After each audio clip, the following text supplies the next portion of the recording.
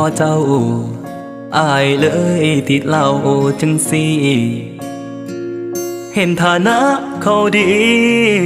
สันติจึงจีกสัญญาใส่ว่าฮักอายจนหอดมือตายเคยว่าขี่ควายบ่ทันแห่งสำลาคือว่ามาเป็นหลายต่างชีวิตโซทิมเลาะกินแต่เหล้าสู่มือจนเทบ้านเขาลือ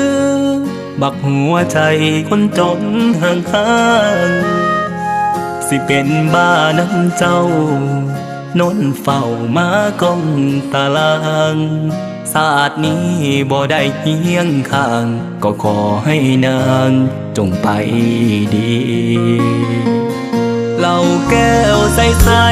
ๆบ่ได้ตัวไผคือเจ้ากินแล้วก็เมา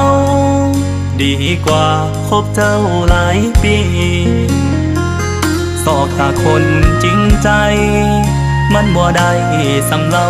แก้วนี้บัก40 ดีกรีนี่ล่ะแฟนไม่อายเศร้า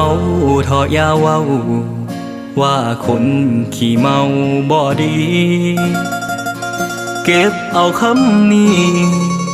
กลับคืนไปศาลาอายสิเป็นสิตายมันบ่เกี่ยวกับเจ้าแล้วนะเสิญเจ้าขึ้นสวรรค์สันฟ้าอายนี่นะตายทิ่มกะสาง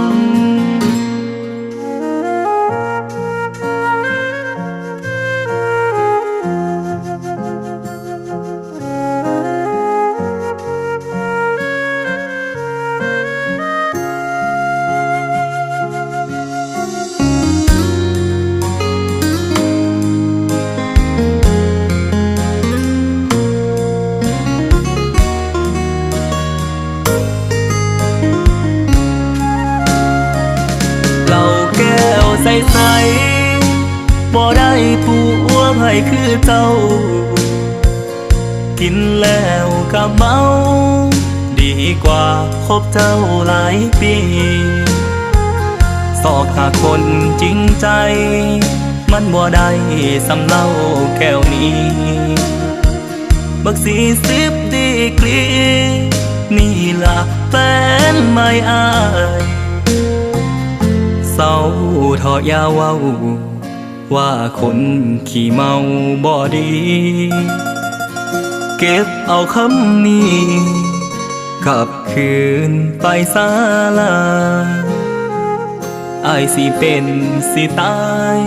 มันบ่เกี่ยวกับเจ้าแล้วนะเสิญเจ้าขึ้นสวรรค์สันฟ้าอายนี่นะตายทิ่มกะสาง